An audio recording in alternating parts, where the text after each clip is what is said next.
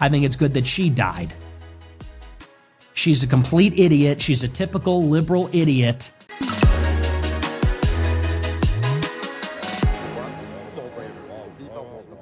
We've got to check in with my BFF, Nick Fuentes, the far-right internet star and self-described Hitler lover.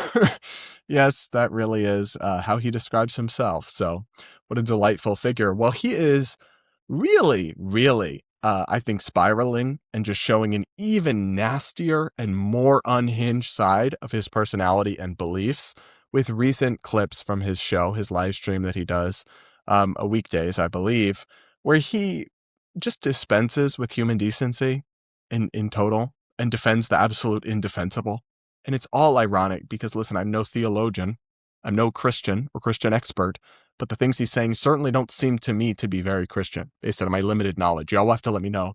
But first, he talks about the death of Renee Good. Of course, the woman who was killed by ICE in Minnesota that kicked off a lot of this protesting and unrest. And listen, I personally have serious doubts that was a good shoot. But I understand people could feel that it was. And there's contradicting camera angles and there's arguments on both sides. We can have a good faith debate about whether the officer was legally justified to use lethal force on her. But any decent person still has to acknowledge that it's very sad that she died, that she was not a terrorist, right? She was at most trying to flee law enforcement in a dangerous way, and that it's sad when one of our fellow citizens, a mother, a partner, dies, yet he doesn't think it's sad at all. He's dancing on her grave and mocking her and saying he's glad she's dead. Listen to this from Nick Fuentes. And I really have a problem with these people that say that she is, that this is some kind of tragic situation. Oh? I don't think there's anything tragic about it at all. I think it's good. Honestly, I think it's good. I think it was good that George Floyd died. I think it's good that she died. She's a complete idiot. She's a typical liberal idiot. Irredeemable, and people could say, well, that's not Christian. Well, that's the reality. 37-year-old lesbian who's out there with her wife blocking ICE in the middle of this thing. That's about as irredeemable as it gets. That's a good day. It's one less idiot in the world. I'm sorry, but this is so nasty. And this is who he is, by the way. I know a lot of people, and I'm not even saying it makes you a bad person or whatever. I've chuckled at some of his clips in the past. Think he's just a jokester, think he's just edgy or what have you. No, he's a hateful person, Nick Fuentes is. And I'm sorry, but you just have no decency if you can't even mourn your fellow citizen's death. If you think it's a good day that another human died, you're just an asshole. And one thing you're most certainly not is pro-life. I'm sorry, but these are the people who claim, and I can respect this point of view, to be pro-life because human beings have dignity, all life has value, we're all, God's children, all this stuff. Well, apparently that goes out the window the second it's a lesbian. I love how he throws that in there as a reason her life isn't worthwhile. Disgusting, hateful, and hypocritical, allegedly. But guys, it really is just shocking stuff to me. The fact that she made bad decisions and she put herself in a dangerous situation, I can acknowledge all of that while still acknowledging that a mother dying is sad. And people are more complicated than this.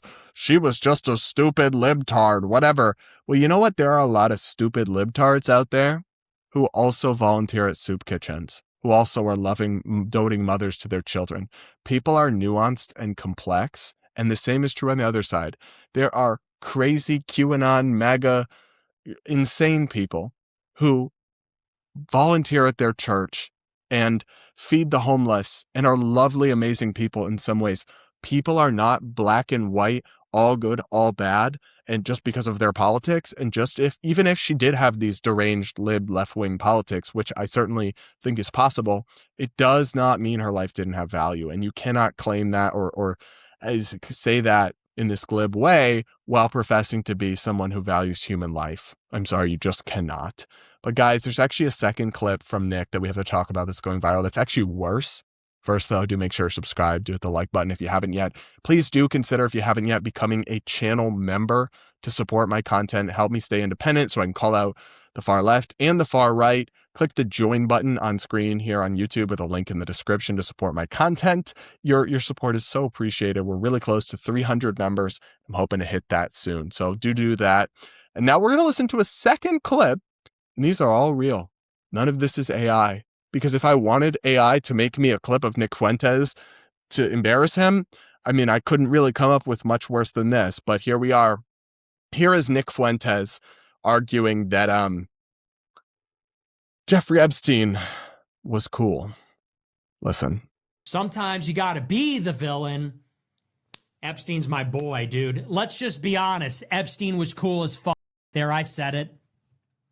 What are you going to do? Go ahead, cancel me. Yeah, I said it. Jeffrey Epstein was cool as fuck. Now what? Go ahead, cancel me. Do it.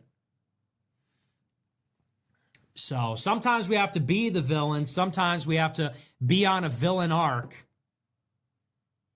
That's okay. I'll be a little unpopular. I've been unpopular before. I like it better. I don't know, man. You almost don't have words for this kind of insane take. Yeah, the guy who abused all those children and engaged in all those horrific, unspeakable crimes. He's cool. There really is no bottom for him. Sorry. I'll be serious. There really is no bottom to the depths of Nick Fuentes' depravity. He loves Hitler. I guess if you love Hitler, it's loving Jeffrey Epstein or thinking he's cool is not that crazy a shout, actually. Because you already think evil is cool, so then sure, I guess. But to me, more than anything, it just shows you how kind of. And I'm a little contrarian at heart. I do like to play devil's advocate and debate stuff and poke the bear, but there's like degrees to everything, and degree or amount can be the difference between an antidote and a poison, right? And this just shows me the diabolical level of delusional contrarianism that has infected Nick Fuentes' brain. I think it's just sad. It's just like desperate pain. It's like, oh, I got to say something edgy today so people still pay attention to me. Oh, I already said I love Hitler. Oh, I already said most blacks should be in jail. Guess I'll come out in support of sex trafficking. It's like, doesn't this shtick get old at some point?